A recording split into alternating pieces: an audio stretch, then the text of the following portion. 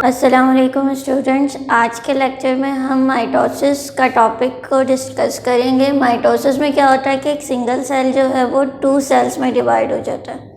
अब क्या होगा कि जब सेल डिवाइड होगा तो उसके अंदर जो क्रोमोसोम्स का नंबर है वो सेम रहेगा। ये सोमैटिक सेल्स में होता है। जैसे आपके बॉडी पे कोई कट लग जाता है तो कुछ ही दिनों में वो रिकवर हो जाता है, ये हील कर जाता है। तो ये माइटोसिस की एग्जाम्पल है कि सोमैटिक सेल्स में होगा, एक सेल से 2 सेल्स में डिवाइड होंगे और क्रोमोसोम्स नंबर हमेशा सेम रहेगा।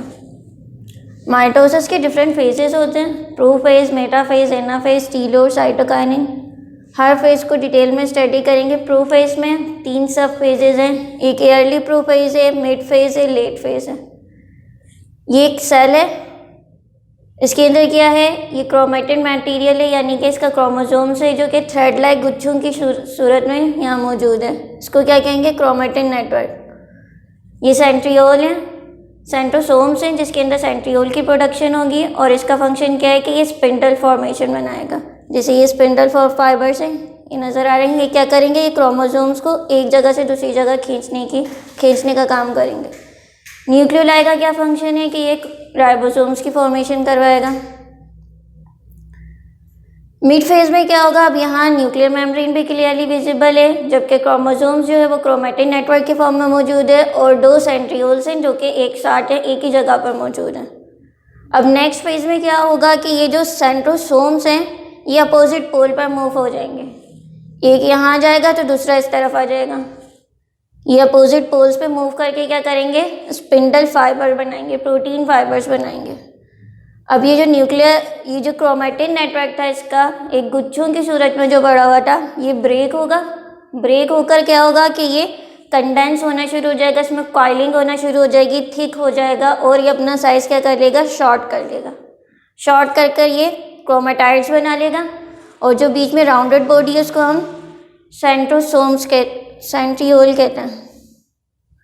अब क्या होगा, नेक्स्ट फेज में क्या होगा कि ये जो स्पिंडल फॉर्मेशन है ये क्या करेंगे, इन क्रोमोसोम्स को अटैच करना शुरू कर देंगे। क्रोमोसोम्स को अटैच करने लग जाएंगे। जैसे यहाँ पे न्यूक्लियोलाई और न्यूक्लियर मेम्ब्रेन क्लियरली विजिबल थी, ये जो है यहाँ पर डिसअपेयर होना शुरू हो जाएगी। यहाँ ये न्यूक्लियर मेम्ब्रेन और न्यूक्लियोलस क्लियरली विजिबल है, यहाँ पर आकर ये क्या होगा, डिसअपेयर होगा। अब ये क्या है कि 2 क्रोमेटाइड्स हैं ये क्रोमोसोम्स के, इनको ये इसके मिड पॉइंट से अटैच कर लेंगे। अब ये कुछ अपर साइड पे हो रहे हैं, कुछ जो है लोअर साइड पर हैं। नेक्स्ट फेज में क्या होगा कि ये मिडल पे आ जाएंगे। इधर जो है 3 तरह के फाइबर्स बनेंगे स्पिंडल फाइबर। एक कंटिन्यूस फाइबर है, यानी कि जो ये एक पोल से लेकर दूसरे पोल पर आ रहे हैं। हाफ या डिसकंटिन्यूस फाइबर कौन से होंगे, जो एक पोल से इक्वेटर यानी कि इसके मिडल तक आ जाएंगे। एस्ट्रल फाइबर कौन से होंगे, जो सेंट्रियोल के अपोजिट साइड्स पे होंगे। ये जो छोटे छोटे से नज़र आ रही हैं एस्ट्रल फाइबर हैं इसके। तो प्रोफेज में क्या होगा कि न्यूक्लियर मेम्ब्रेन उसकी कंप्लीटली डिसअपेयर हो जाएगी, न्यूक्लियोलस डिसअपेयर हो जाएगा। क्रोमैटिन नेटवर्क क्या करेगा, ये क्रोमेटाइड्स बना लेगा, क्रोमोसोम्स की फॉर्म में आ जाएगा। सेंट्रोसोम में जो सेंट्रियोल्स हैं ये स्पिंडल फॉर्मेशन करेंगे ताकि ये जो क्रोमेटाइड्स बने ये इनको अटैच कर सकें। अब नेक्स्ट फेज में क्या होगा, नेक्स्ट फेज मेटाफेज है। मेटाफेज में क्या होगा कि ये जो क्रोमेटाइड्स बन गए थे ये सेंटर पे अलाइन होना शुरू हो जाएंगे। इस सेंट्रल पॉइंट को क्या कहेंगे, इक्वेटोरियल प्लेन। अब ये जो है यहाँ पर जो क्रोमोसोम्स है ये प्रोटीन फाइबर्स होते हैं। इसके अंदर जो डिस्क शेप स्ट्रक्चर है इसके अंदर कुछ प्रोटीन फाइबर्स होते हैं जिसे काइनेटोकोर कहते हैं। इस काइनेटोकोर से क्या होगा, अटैच होना शुरू हो जाएगा। अटैच होकर ये मिडल इक्वेटोरियल प्लेन पर आ जाएंगे। इक्वेटोरियल प्लेन पे आने के बाद अब इसका मेटाफेज का मतलब ही मिडल है, यानी कि क्रोमोसोम्स जो है वो मिडल पे आ जाएंगे या इक्वेटोरियल प्लेन पे आ जाएंगे। नेक्स्ट फेज कौन सा होगा, अब इसके बाद एनाफेज। एनाफेज में क्या होगा कि जो स्पिंडल फाइबर्स हैं ये कॉन्ट्रैक्ट होना शुरू हो जाएंगे। ये जो क्रोमोसोम्स थे ये जो सेंटर में अलाइन थे, 2 क्रोमेटाइड्स थे हर एक के, ये इनको सेपरेट कर देंगे। ये जुड़े हुए थे तो यहाँ पर आके क्या होगा, इनकी सेपरेशन स्टार्ट हो जाएगी। अब ये जो स्पिंडल फाइबर हैं ये कॉन्ट्रैक्ट होना शुरू हो जाएंगे, ये भी अपने साइज़ को छोटा कर लेंगे।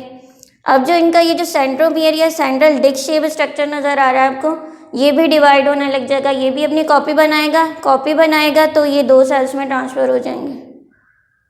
अब क्या होगा कि ये जो क्रोमेटाइड्स थी ये अपोजिट पोल पे मूव होने लग गए, इनके स्पिंडल फाइबर कॉन्ट्रैक्ट हो गए, इनका जो सेंट्रोमियर है वो भी डुप्लीकेट होकर डिवाइड होना शुरू हो गया। तो यानी ये जो 4 क्रोमोसोम्स थे, डबल क्रोमेटाइड्स थे, ये हर सेल के अंदर सिंगल क्रोमेटाइड्स चले गए। अब क्या होगा, टीलोफेज में क्या होगा कि ये जो स्पिंडल फाइबर्स की फॉर्मेशन हुई थी, प्रोटीन फाइबर थे जिन्होंने इन सेंट्रोमियर से इन क्रोमेटाइड्स को अटैच किया हुआ था। अब ये जो स्पिंडल फाइबर है ये डिसअपेयर होने लग जाएंगे टीलोफेज में। अब यहाँ पर हमने देखा था कि जो न्यूक्लियर मेम्ब्रेन और न्यूक्लियोलस थे, ये जो है फर्स्ट फेज में ये क्लियरली विजिबल थे, मगर यहाँ तक क्या हो गया था, ये सारे डिसअपेयर हो गए थे। अब टीलोफेज में क्या होगा कि ये न्यूक्लियर मेम्ब्रेन और इसका न्यूक्लियोलाई जो है वो दोबारा से रीअपेयर होना शुरू हो जाएगा। अभी एक सेल में और दूसरे सेल में कंप्लीट क्रोमोसोम्स ट्रांसफ़र हो गए, 4 क्रोमोसोम्स इसमें हैं और 4 क्रोमोसोम्स इसमें हैं। हमने पढ़ा था कि माइटोसिस में क्रोमोसोम्स के नंबर सेम रहते हैं, तो यहाँ क्या है, 4 क्रोमोसोम्स एक सेल में ट्रांसफ़र हो गए और दूसरे सेल में भी 4 क्रोमोसोम्स ट्रांसफ़र हो गए। अब क्या होगा, इनका न्यूक्लियर मेम्ब्रेन और न्यूक्लियोलाई ये भी दोबारा से रीअपेयर होने लग जाएंगे। तो यहाँ तक क्या होगा, इनके जो न्यूक्लियस था या न्यूक्लियर मटेरियल था वहाँ तक डिवीजन कंप्लीट हो गई। अब नेक्स्ट फेज आएगा साइटोकाइनेसिस। साइटोकाइनेसिस के नाम से ही पता चल रहा है, यानी यहाँ पर साइटोप्लाज्म की डिवीजन होगी। अब ये जो यहाँ पर क्रोमोसोम्स बन गए थे क्रोमेटाइड्स की फॉर्म में, इनकी क्वाइलिंग जो है वो अनक्वाइल होना शुरू हो जाएंगे, दोबारा से ये थ्रेड लाइक या क्रोमेटिन का नेटवर्क बना लेंगे। क्रोमेटिन का नेटवर्क भी बना लिया इन्होंने, न्यूक्लियर मेम्ब्रेन भी इनकी रीअपेयर हो गई, न्यूक्लियोलाई भी रीअपेयर हो गई और इनका सेंट्रोसोम्स भी दोबारा से आ गया। अब क्या होगा कि इन दोनों सेल्स में जितना भी साइटोप्लाज्म का कंटेंट था वो भी इक्वली डिवाइड होने लग जाएगा। प्लांट और एनिमल सेल में क्या होता है कि ये साइटोकाइनेसिस का प्रोसेस जो है वो थोड़ा डिफरेंट होता है।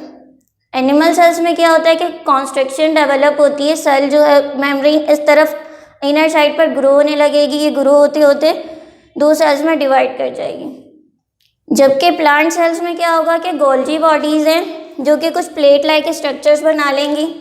जैसे ये सेल है, इसमें क्या होगा, गोल्जी बॉडीज़ इनर साइड पर कुछ प्लेट्स बनाने लग जाएंगी। ये प्लेट्स जो हैं वो इनर साइड से आउटर साइड पर ट्रांसफ़र होने लग जाएंगे। अब ये क्या होगा, एक सेल से 2 सेल में डिवाइड हो जाएंगे। तो एनिमल सेल्स में क्या होगा कि कॉन्स्ट्रिक्शन डेवलप होगी आउटसाइड से इनसाइड और फिर ये 2 सेल्स में कम्प्लीटली डिवाइड हो जाएंगे। जबकि प्लांट सेल में क्या होगा कि इनर साइड से प्लेट्स फॉर्मेशन होगी और ये आउटसाइड पर मूव करेगी और फिर ये एक सेल से 2 सेल में डिवाइड करवा देगी।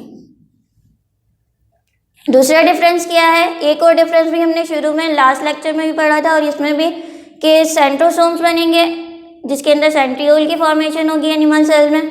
जबकि प्लांट सेल्स में क्या होता है, माइक्रोट्यूब्यूल्स बनाती हैं स्पिंडल फॉर्मेशन, क्योंकि वहाँ पर सेंट्रियोल एब्सेंट होता है। तीसरा डिफरेंस क्या है इनके अंदर, ये जो है एम्फी एस्ट्रल है, यानी यहाँ पर एस्ट्रल की फॉर्मेशन होगी। जबकि प्लांट सेल्स में क्या होगा कि ये जो एस्टर फाइबर हैं ये एब्सेंट होंगे, यहाँ पर किसी भी किस्म के स्पिंडल फाइबर नहीं बनेंगे। तो आज के लेक्चर में हमने माइटोसिस को डिस्कस किया, इसकी डिफरेंट फेजेस को पढ़ा कि प्रोफेज में क्या होगा, इसकी न्यूक्लियर मेम्ब्रेन और न्यूक्लियोलाई ये रीअपेयर और डिसअपेयर होना शुरू हो जाएंगे। इनका जो क्रोमेटिन नेटवर्क है वो कंडेंस होकर क्या बना लेगा, क्रोमेटाइड्स बना लेगा जो कि सेंट्रोमियर से अटैच हो जाएंगे। नेक्स्ट फेज में क्या होगा कि भाई ये जो क्रोमेटाइड्स हैं ये एक इक्वेटोरियल प्लेन यानी मिडिल प्लेन पर आना शुरू हो जाएंगे। मिडिल प्लेन पे आएंगे तो फिर इनका जो स्पिंडल फाइबर्स हैं इनमें कॉन्ट्रैक्शन स्टार्ट होगी, ये जो क्रोमोसोम्स हैं क्रोमेटाइड्स हैं इनको अपोजिट पोल की तरफ मूव करेंगे ताकि ये 2 सेल्स में डिवाइड हो सकें। नेक्स्ट फेज में क्या होगा कि इनकी जो न्यूक्लियर मेम्ब्रेन और न्यूक्लियोलाई जो थी वो रीअपेयर होना शुरू हो जाएगी।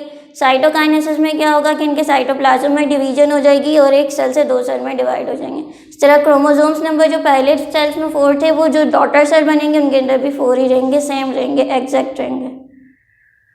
मैं उम्मीद करती हूँ मेरा लेक्चर आपको क्लियर होगा। खुदा हाफिज़।